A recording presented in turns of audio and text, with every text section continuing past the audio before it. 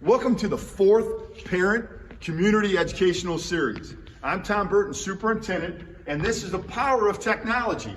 So tonight we're going to talk about this. I'm running right now to a program at Sharonville, the city of Sharonville, and we're being recognized for DECA Day, which is awesome. So I'm going to be with you later on tonight, but I just wanted to say this, that tonight you're going to be thrilled to hear these great strategies, these tips from Tyler Irvin from Forward Edge, and we certainly appreciate the great partnership we have with them. But I got to run, so I'm going to leave right now, but I'm going to be back later. And so thank you very much. Here's Tyler. Tyler, thanks so much from Forward Edge. Of course, go Vikes, and we'll see you later.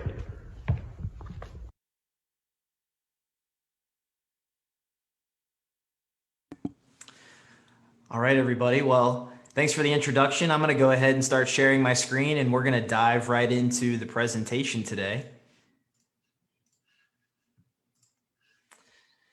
So as Tom mentioned, I'm obviously here to talk to you about keeping your kids safe online, digital citizenship, tips and tricks that you can use as a parent, to arm yourself for all of the things that your kids are able to access online, which is both kind of a scary thing, but can also be a beautiful thing, a good thing if used responsibly. So the first thing I want to let you do is get these slides, because this particular resource is filled with all sorts of links that will enable you to download templates you can use with your kids, conversation starters, resources from the government and other useful entities and institutions.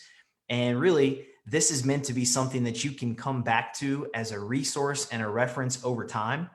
So we made it pretty easy on you. You can type in that bit.ly link there. It is case sensitive. So it's bit.ly/FE tech for teens. Or if you're on a mobile device, you can just scan the QR code there, and you can obviously access the slide presentation through that as well. We're also going to make this resource available after the fact. So if you're not able to capture it now and open it up now, you'll be able to access these slides after the fact. So no worries if you don't have a way to access them and bring them up at this moment. So we'll give everybody just another second or two to get these slides if you want them, or take a picture of the bit.ly link so you can type it in later.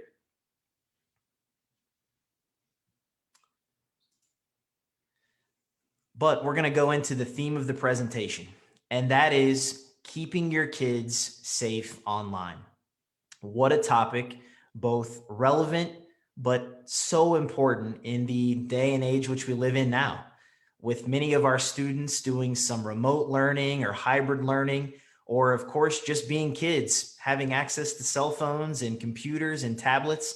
There are so many different things that they can access for good, but there's also a dark side to the internet that all of us have to be careful. We have to be cautious about. And so that's what this presentation is going to do. Feature some of the good, but also, of course, some of the negative, and arm yourself with some strategies and tips that can help you avoid those things. And of course, keep your kids on a good path as they grow to maturity in using the internet responsibly. So just briefly about myself. I'm the Assistant Director of C&I, which stands for Curriculum and Integration, at a company called Forward Edge. We have a great partnership with the Princeton School District, and I am not a parent. So in some ways, what I'm going to share with you in this presentation, I haven't experienced yet. And I know that when I do become a parent, hopefully someday, these things are going to be really challenging. These are things that all of us have to kind of work together on, because we know to raise our kids, it really takes a village. It takes the school, the teachers, the administrators, you, the parents, community members, neighbors. We're all in this together. But working in technology, and also working as a former middle school teacher, I taught for 6 years at Norwood schools. I know that there's a lot of pitfalls that our students can fall into. And I also have an awareness to kind of the darker side of the internet as well. And so that's a little bit about me and my experience. And I'm privileged to be here with you today to talk on these matters. So if you think about it, the internet in its infancy, really nobody had a clue as to what it would become. But now a very respected person, Bill Gates, who is instrumental in really tech and the internet being what it is today. He said this: the internet is becoming the town square for the global village of tomorrow. And if you think about it now, especially with COVID-19 and all of these lockdowns and restrictions, we have to go to the internet more and more just to interact with others. It really is becoming this place of where we can buy things, we can talk to people, we can interact, we can learn information. We can do so much, and it's becoming this kind of bustling hub for everything that we need to access in our life. It really has transformed how we interact and how we live as humans. So I do want to just take the opportunity, and I want to give you, all of who are in attendance today, I want to give you the opportunity to share some of the challenges that you are facing. So if you're joining us via Facebook Live, if you have a cellular device, a tablet, a laptop nearby, what I would like you to do is go to menti.com. It's menti.com. You can type in that PIN number there, 3751956, and it will allow you to express some of the challenges you face while trying to keep your kids safe online. Because I could project and predict what might be troubling you or what challenges you may be facing, but I'd rather hear it from you, the parents or guardians, directly. What are some of the things you're worried about? What are some of the things that are concerning you? What are some of the things your kids maybe have gotten into already that has you maybe pulling your hair out a little bit? And so if you either type in that code or scan that QR code, it gives you the opportunity to share your thoughts on this matter. And so I'm going to give everybody a second or two to chime in. And we're going to look at your responses live. This is going to be pretty interesting.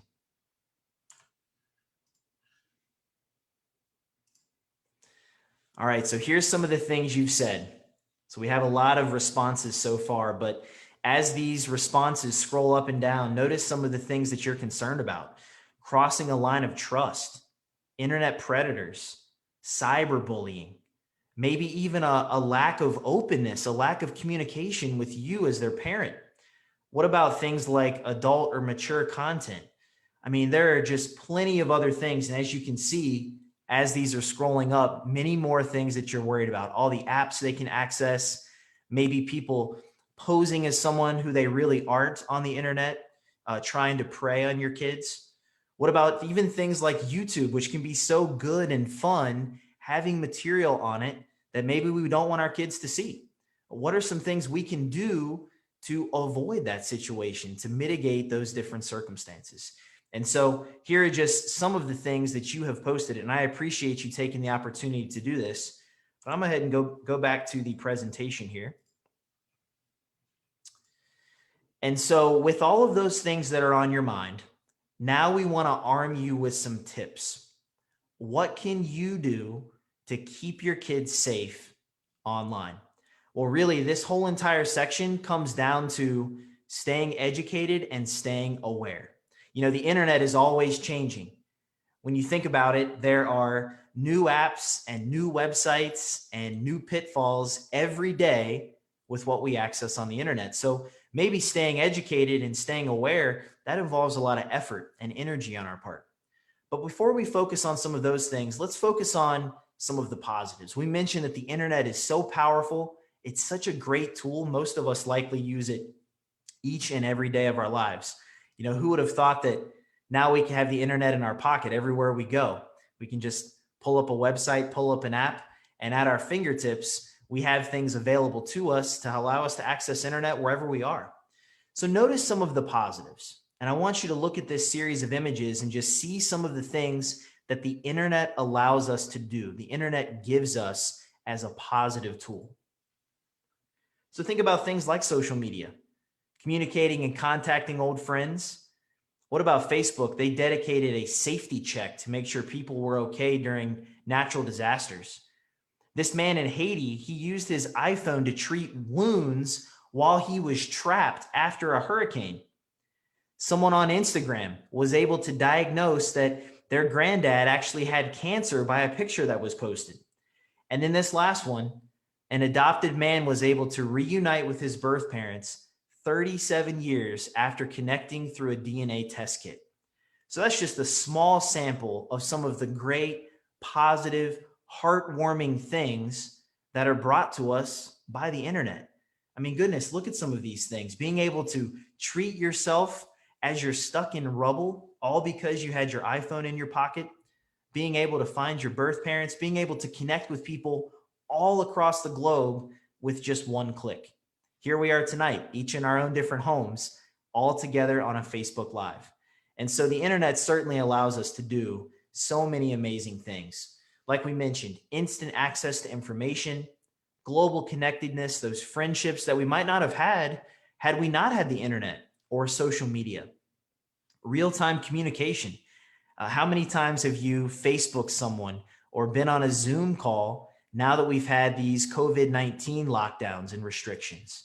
You see, we're not really able to go out and interact with our friends and our family like we used to, but now we just call them up on FaceTime, and a couple moments later, there we are seeing them and them seeing us. Well, I'll be honest with you. I love the internet for all the fun and entertainment. YouTube, video games. I know that probably many of your kids are very much into video games and YouTube as well. And we are as adults. It's something fun. There's so many interesting things we can view. And then even things like self-expression, creativity, you name it, the list goes on and on and on. And we want to accentuate these positives. We want to highlight them because it does so many good things for us. It really is one of the greatest inventions in the history of humankind.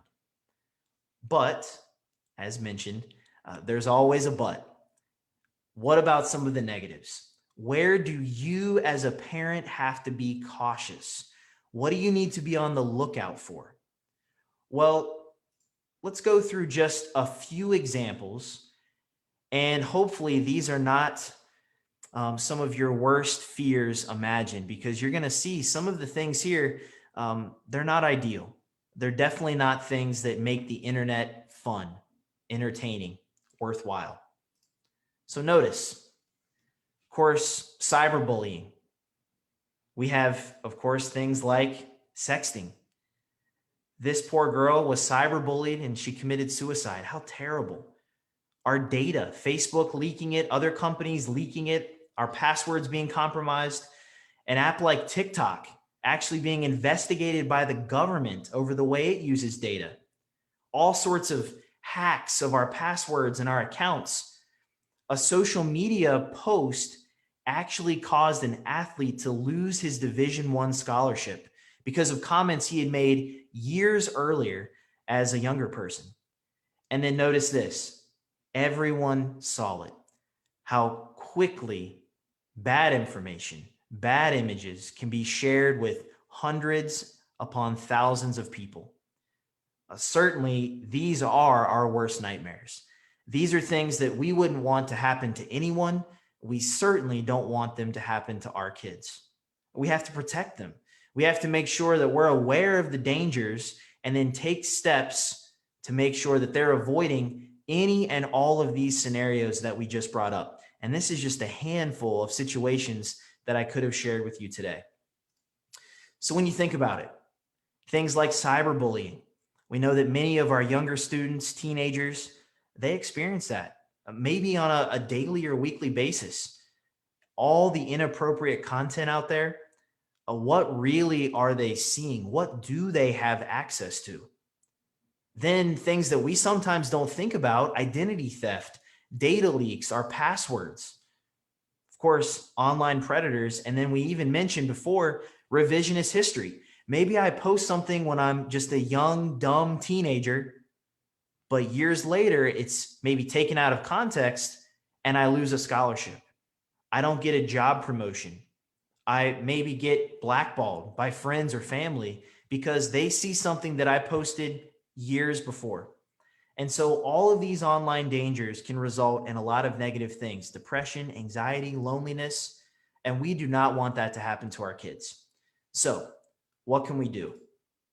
Well, we want to avoid some of the traps that can come from using the internet too freely or overly using the internet in an unprotected manner. When you look at some of these statistics, 3.1 billion people, and these are older statistics, these are pre-COVID statistics, so maybe some of these things have changed. 3.1 billion people use social media.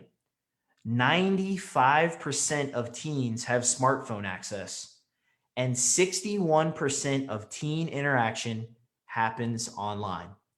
Now, that is a lot of interaction going on. That's a lot of access for younger people to have. Nearly every student or every kid has a smartphone, and you can see some of the dangers that can come from that. And so here are some of the negatives. 1 in 3 teens have been cyberbullied. Really, it's you're 2 times more likely to show symptoms of depression if you've experienced this. And 41% of teens report having a negative experience online. And you see, these are just the statistics that are reported. This probably is not including other instances that just go unknown or untold. And so once again, what can we do to avoid these bad statistics? What can we do to protect our kids? Well, the first thing is awareness. So part of this presentation this evening is to help you, the parent, be more aware to some of the dangers and to some of the applications that are out there that you might want to have on your radar, that you might want to really start looking at and examining. How is my child, how is my student using this, or are they using it at all? Is this something they should be using? And so the reason I bring this up, these 15 apps have actually been flagged by several sheriff departments across the United States as different applications that have led to online predators taking advantage of kids, possibly even messaging happening between minors and adults, sexting, and even just data leaks, hacks, passwords, you name it. And so these 15 applications, we're not going to go through all 15. We're just going to highlight a few, are some that you as a parent might want to be aware of, and then be ready to have a conversation with your child about how to use this application or whether they're going to use it at all. So let's dive into some of these and see if maybe some of them are familiar, some of them may be a little unknown, but what are some of the dangers you can be aware of so that you can help your kids really use these responsibly. Now, the first one is Snapchat, and this one has definitely seen its popularity rise and fall several different times, but this is a really popular messaging application. And the key with it is that it promises that these photos and videos will disappear. So I can send a video to my friend and 10 seconds later after they watch it, it's gone away. It's disappeared. But we know that with the internet, that's not true. That's not true at all. These images can be taken a screenshot of and saved on someone else's phone. These videos can be downloaded. And it's something too that we know that with applications like this data is being stored somewhere. You know, the internet, it is more of a permanent tool. It leaves a permanent trace, even if these applications promise that something is temporary. The other thing with Snapchat is there's actually a setting that you can turn on or off that allows users to see your location. So this could be another thing, especially for younger kids, what a danger that could be. Of course, it's intended to be used by adults to possibly find out where your friend is or meet up or whatever it may be. But you could see how just a simple setting could also add an additional danger from a very popular, very widely used application like Snapchat. So that's one to have on your radar. Let's go to a second one.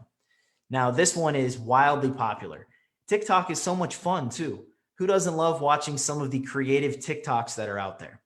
The problem with this particular app is that it really is constantly under investigation for how its data is shared, how it's protected. It's actually been investigated by the US government. For a moment there, Donald Trump was even threatening to ban this application from being downloaded in the United States. The other thing is too, this app can also make kids vulnerable to predators, possibly inappropriate content. It's really difficult because we know that it's fun. We know that it's popular, but we have to take a step back and think, wait, what is this exposing my children to? What data is it keeping? How is that data being stored? How is it being protected? And so those are all good things to ask and think about, even with a really fun application like TikTok. Let's go into another one. This one is maybe not as popular, not as well known, but this is another messaging application. Now, the key with Kik is that it allows really kids, minors, to bypass the traditional method of messaging someone else. And that's where the real danger lies. Because on Kik, it gives me access, if I'm a child, to anyone and everywhere. It's bypassing the traditional messaging method where it goes straight to my phone as a text. Now it comes through an app, and it allows me to share my location. I can talk to whoever I want, anywhere, anytime. And that can just be a can of worms that can be opened up and cause all sorts of trouble.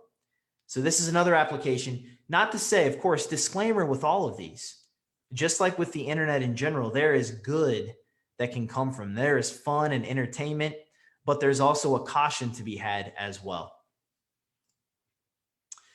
Now, this one, admittedly, I don't know how many younger kids are using an application like Meet Me, but I do know that teenagers, possibly high school age, college age kids, they're definitely using applications like Meet Me.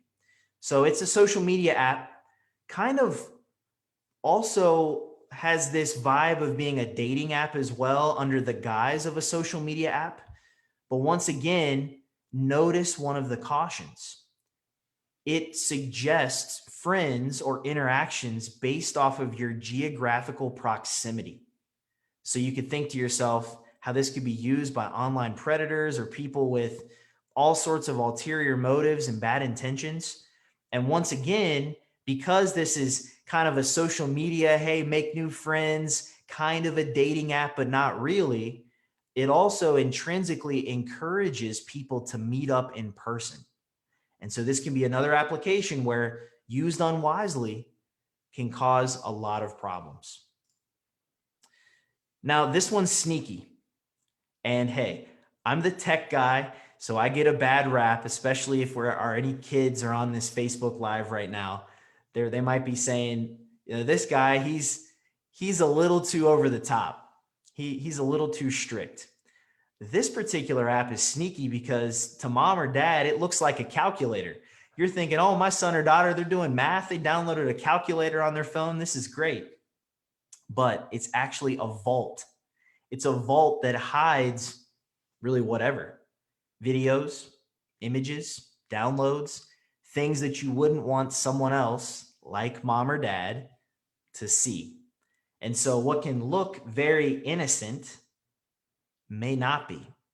And so once again, all of this is to say, as parents and as educators, we just have to be aware of what's out there. That's really step number one, is gaining this awareness so that when these warning signs come up, we kind of already know, what to look for, what applications to have a conversation about, what possibly to look out for on your child's phone. Here's the key though.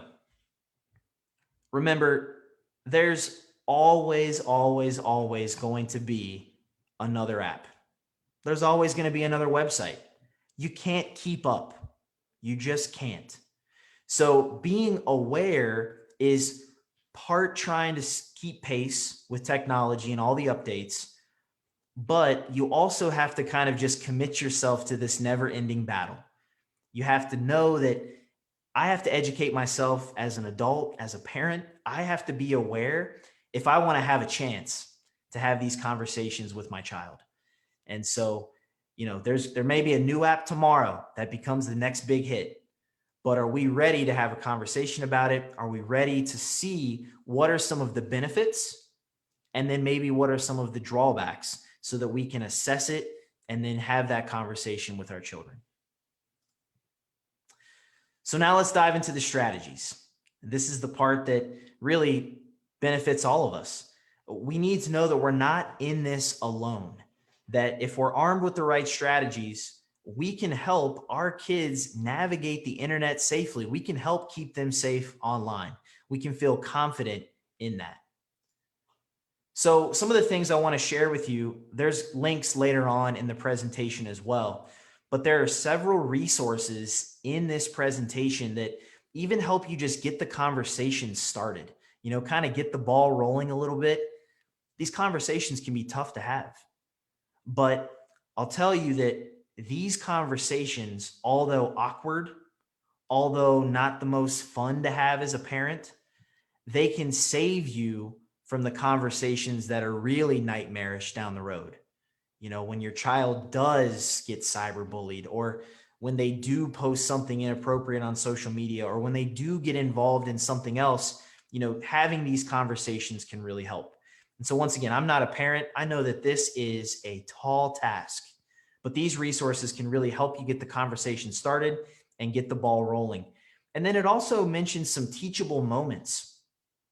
So think about, no matter how old your child is, what are some natural stopping points when you can start to help them grow in their maturity with how they use the internet? Maybe when they get their first device, a tablet, a phone, maybe when they become a teenager, maybe when they graduate high school and go off to college and start to have even more responsibility.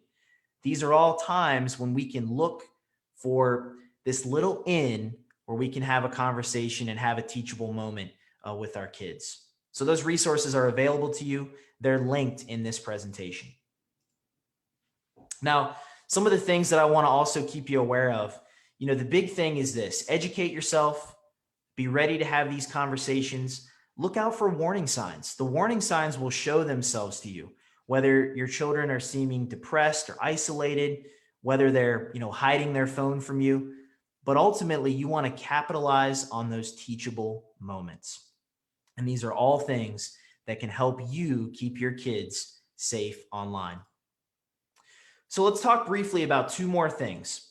These often get maybe, not focused on very much, just because we don't want to think about it, right? We want to download an app, we want to use it, we don't want to think about the data or the passwords.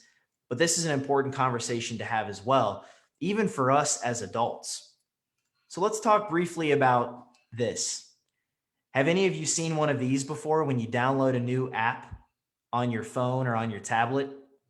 Well, what do we do? When we're prompted to view the terms or just agree, what do we all do? Myself included. I click agree. I don't view the terms. I have no idea what data is being collected, how it's being shared, who has access to it. I have no idea. And so that's caution number one. We just want to stop and think. What am I agreeing to? Because this app may be free, but is it really free? How is your data being used to fund the fun you're having on this application? And then this is pretty interesting too. Notice some of these most popular passwords: 12345, ABC 123, I love you, let me in. We probably want to avoid passwords like these as well. And so we can chuckle at this and have a good time with it. But these are two things that we really don't want to think about. They can be annoying. Oh, what's my password? I forget. But we have to stop and think, am I being safe with the way my data is being used, with the way my child's data is being used? Am I helping them think about this? So let's talk about some of the dangers and then some of the things you can do to help mitigate the dangers. We know that some of the consequences of poorly protected data, bad passwords, are identity theft, impersonation, access to sensitive information, even loss of money, devices that get stolen or compromised, spam, malware, viruses, all of these things that just are such a headache. And so the key is this: view your and your child's personally identifiable information as a commodity, just like you would a dollar bill. Your information, your data is a commodity that is worth protecting. And so it may be annoying not to just hit accept and download the app, but you really need to start thinking about and having conversations with your children about, ooh, what is that app? Looks so fun, but what does it keep track of? Where does all that data go? Those are questions that sometimes we really have to stop and ponder. So here are some strategies. Strategy one, create stronger passwords. I'm going to be honest with you. I know that I'm coming here as a guest presenter. This is one I could work on. Not using the same passwords again and again for different sites, mixing up the letters and numbers and symbols in my passwords, keeping them longer, maybe avoiding identifiable information, right? Don't use your birth date in a password. Don't use your middle name in a password or your dog's name. Try to keep it something that's unique, but also memorable. And that's a tricky balance to strike. Now, here is one strategy that I recommend to everybody who's joined us tonight. The number one way to keep your passwords and data safe: update your passwords at least once a year. I might even say every 6 months if I could, but once a year would be great. And I know that that's annoying. That's tedious. That's a task.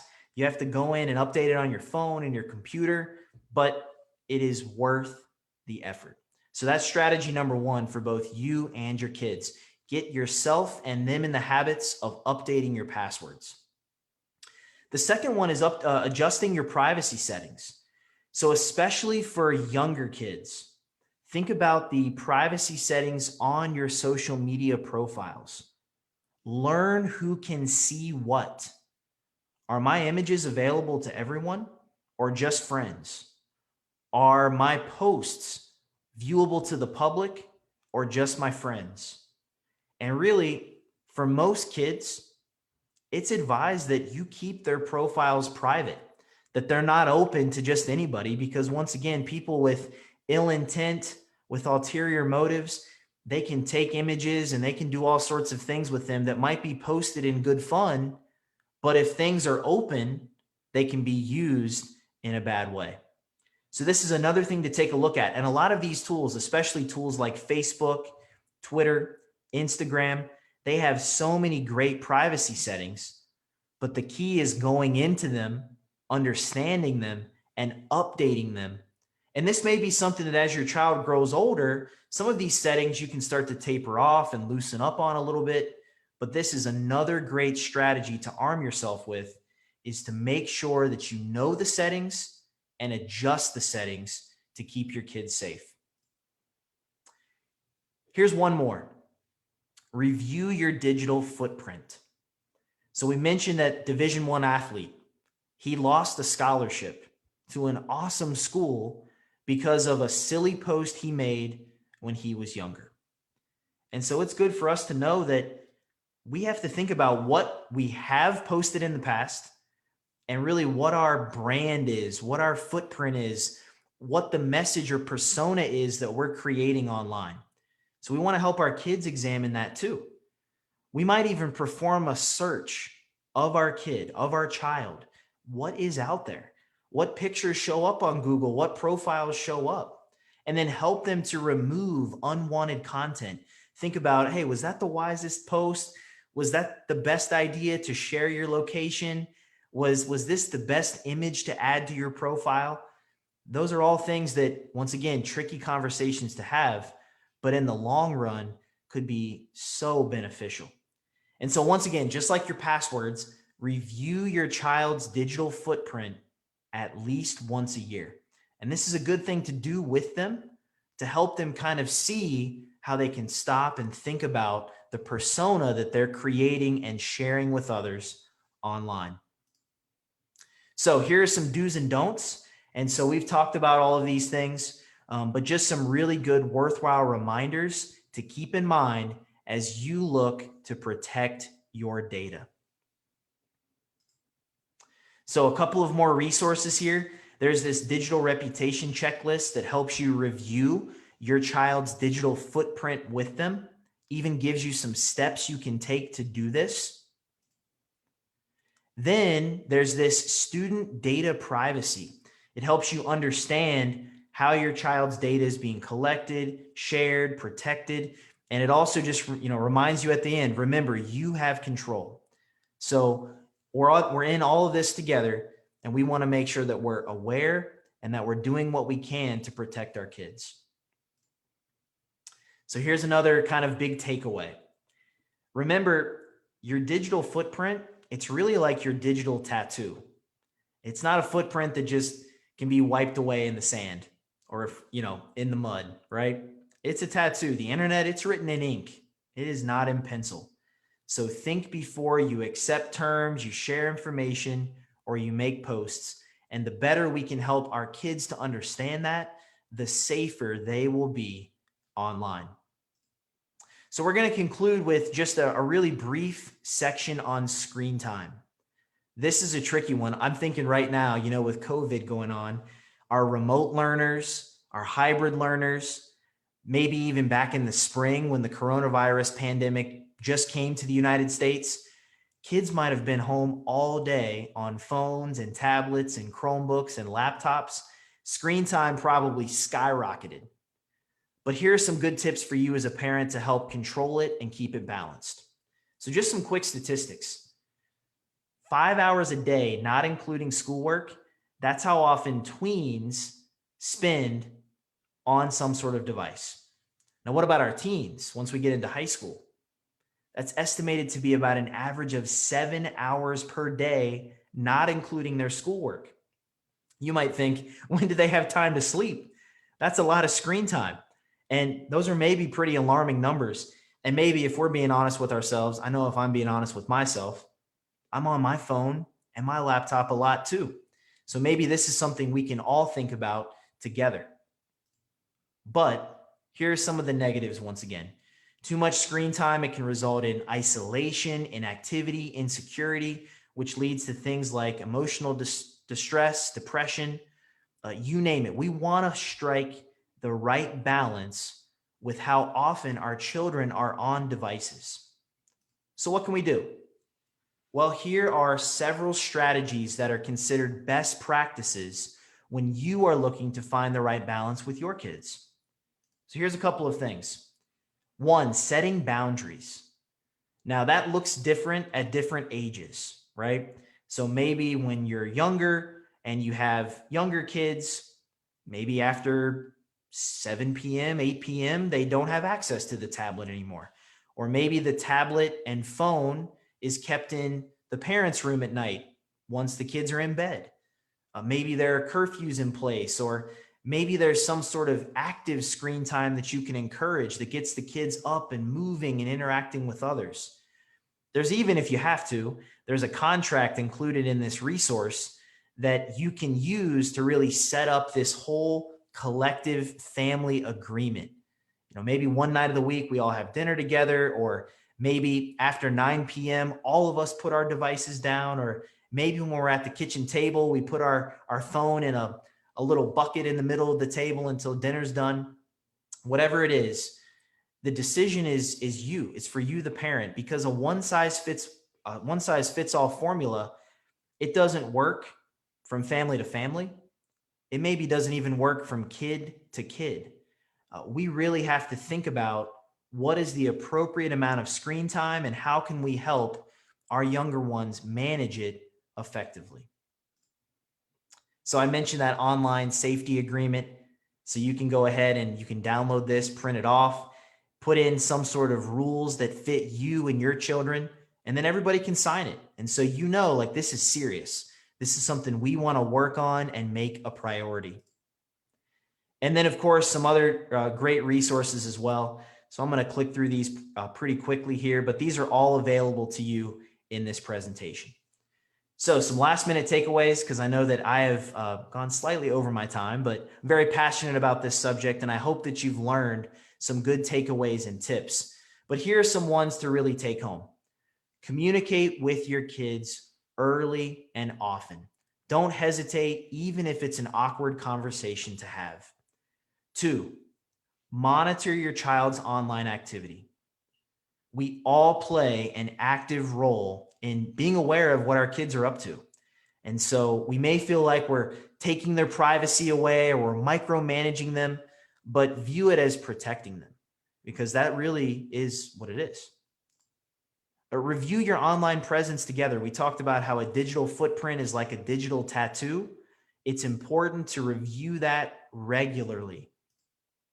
Agree on acceptable digital behavior. If everybody's on the same page, keeping your kids safe becomes a much easier task. And adjust your expectations over time. Once again, a one size fits all formula just doesn't work. These are best practices that many parents, educators, technology consultants have found to be useful for kids. And so we know that as we adjust, we make small tweaks to really have it fit our kids best. And of course, we want to go back to the positives. We want to make the positives so loud that they drown out all of the negatives, because there are so many wonderful things that the internet and social media gives us, and when used responsibly can bring so many benefits. And that's the biggest takeaway. Keep the positives in mind, highlight the positives with your kids, and help keep them safe online. So here are some helpful resources. And that actually concludes my presentation. I think we're going to open it up to questions. And there is my contact information. If you'd like to reach out, feel free to email me or contact me on Twitter. I'm happy to answer any questions that you may have.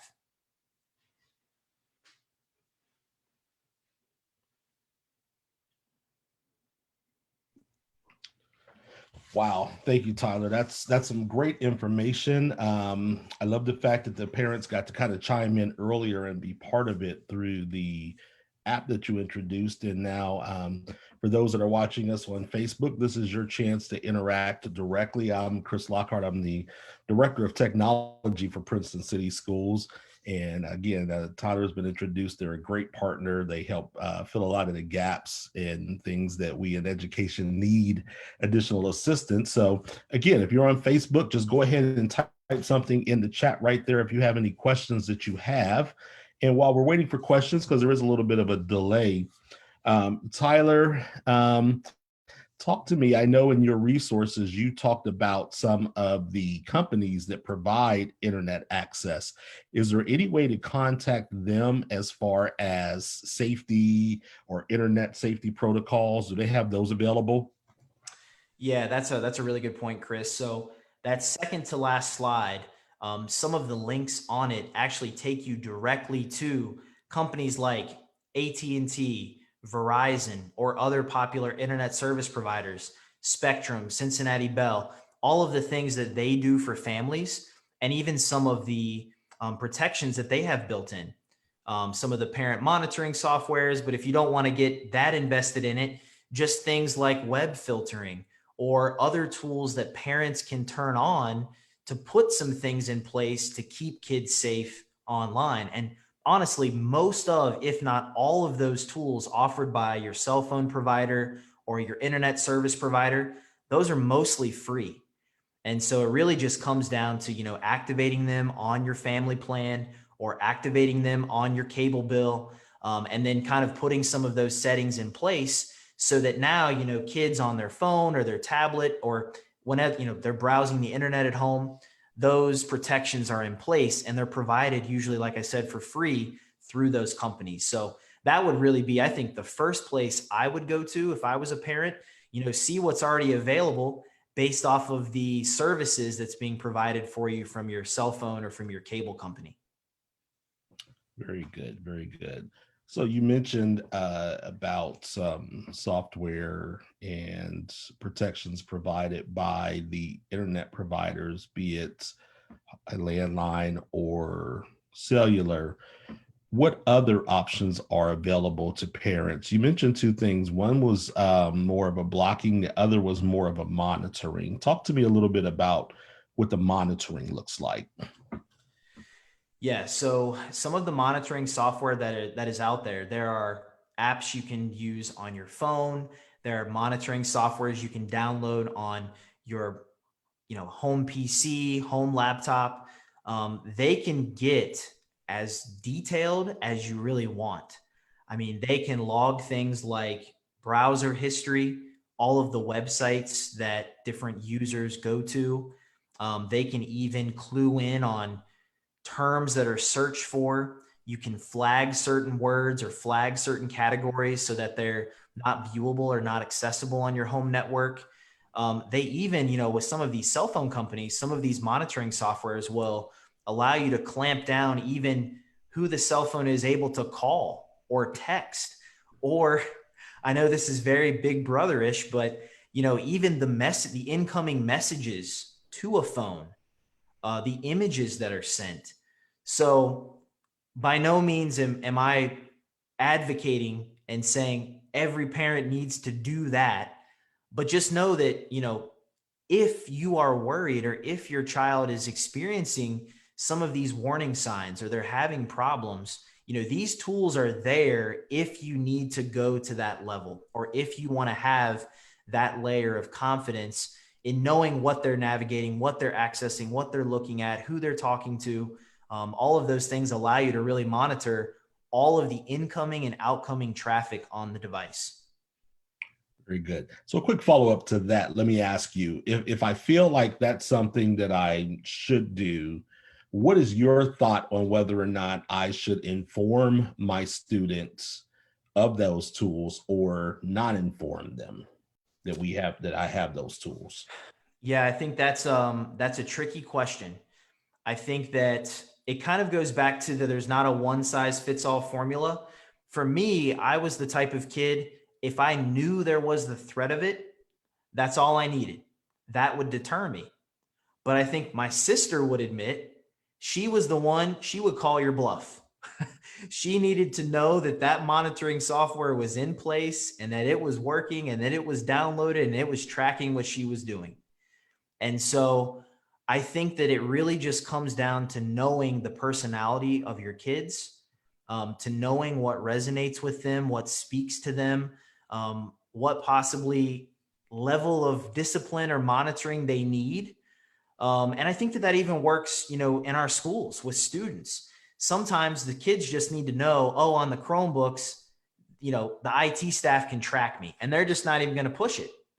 And then you're going to have your other group of kids, like you said earlier, Chris, kids are like water. They're going to find a way, and they're going to find a way to test the limits and push the limits.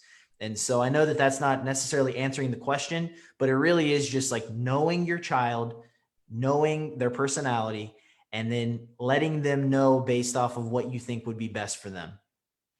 Yeah, actually, I think that's a perfect answer. I think it goes back to the communicate. And I think that parents have challenges raising kids, just period. So now when we throw the complication of technology in, the same way I can't say that all kids have to be treated the same way, you also have to gauge how you interact with your child as far as internet network safety. Now, for the parents that are watching, Tyler did allude to the fact that Princeton does have some controls in place, especially when they're on campus. And so I really get to be the bad guy for them because I'm not their parent. So I just get to be the bad guy.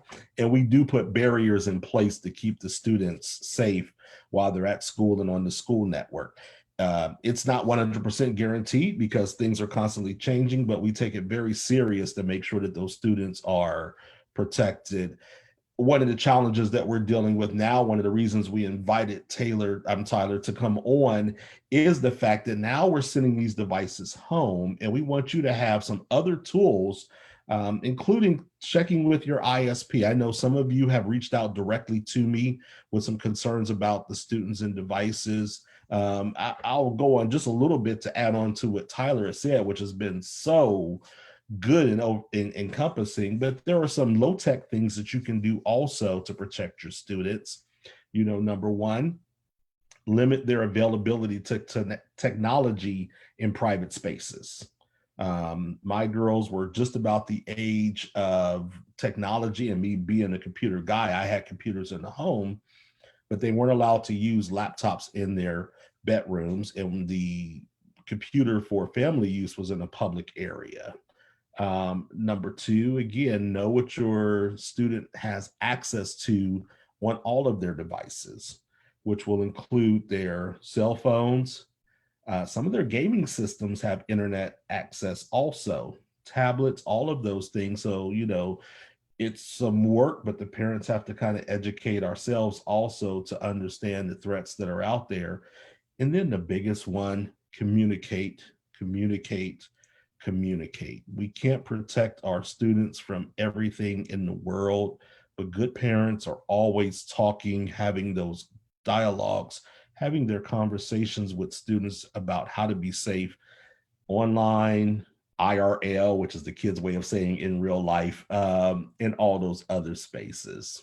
So we're coming up on 7:20. Again, we're going to leave some space here. We've had a great presentation by Tyler. Tyler and I have had a great dialogue. We want to open that up. So again, jump in here if you have any questions, thoughts, or concerns. While we're waiting, there's a little bit of a delay on Facebook, so it may be a few seconds before we get those in.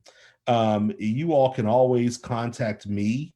I am Chris Lockhart, clockhart@vikingmail.org. If you go to the website, go under technology, the contact information is there.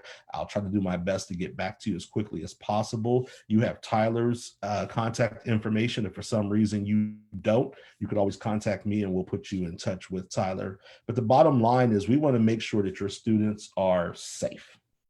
We want to make sure that your students are healthy. We want to make sure that your students are cared for. And we also want to give them access to one of the greatest learning resources in our time, which is the internet.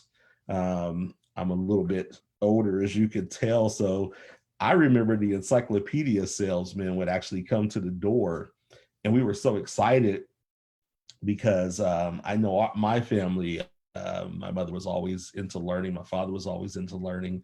So every 3 years, we couldn't afford it every year, but every 3 years, we get a new encyclopedia. And that information would be about 6 months old by the time it got to us because of printing process. And so, 1 to 2 years in, it's old news. And now the kids have access to instant information. We've experienced it during this election cycle where, we're getting instant updates, on election night and the days that follow. So it's a great resource. But again, we want to make sure that our students are not negatively impacted by some of the things that they can stumble into. So Tyler, we've got a few more moments. Anything you want to add to the conversation? I think the biggest thing, Chris, and it's really been, I think, focused in on during the presentation and also afterwards, is just sometimes I think parents, and I know that I feel this way, you likely do too, working in technology, you don't want to feel like the bad guy. You don't want to feel like you're lording over your child, that you're not helping them, that you're maybe getting into their privacy or not giving them enough privacy, or all of those different things. And that is such a difficult balance to strike. But I would say when it comes to the internet, especially when kids reach a certain age, really the cautious path is usually going to be the path that will, I think, be the wisest path. Just because, yes, that is a balance to strike. It's tricky. How much privacy do I give my kids? How much access do I give my kids? But ultimately, when you open up those lines of communication, you do some sort of monitoring, you keep yourself aware and educated, you're never going to regret maybe being overly cautious instead of too relaxed and maybe too loose. And so those would be some of the things that I've heard from parents is, Tyler, what's the right balance to strike? And I think that once again, if you're overly cautious, that's never a bad thing. Your kids, they may begrudge you in the moment, but they'll really appreciate it really down the road. And so that's what all of us want. We want them to mature to the point where now when they go off to college and become adults, they know how to access information wisely. They know how to evaluate what they're seeing online and make good decisions. Very good. Very good. All right. Well, I don't see any additional questions that we've not covered in the chat, and we're at 7:25. So, Tyler, do you have anything else for us? Chris, I think that's all I have. I just really appreciate not only the opportunity, but also all the parents and students who attended live. It really was a privilege, and I look forward to, extending this partnership in the future. So thank you guys so much for the invitation. Thank you very much. And if any of you joined us late, this presentation will be available for replay on Facebook. Mr. Burton is currently at another event accepting some great accolades for Princeton. You'll hear more about that tomorrow. So on behalf of Mr. Burton, the superintendent of Princeton City Schools, Mrs. Phillips, Dr. Phillips, and all of the other Princeton staff, I would just like to say thank you for coming and being here tonight. And as Mr. Burton would say, always go Vikes. Thank you, Tyler.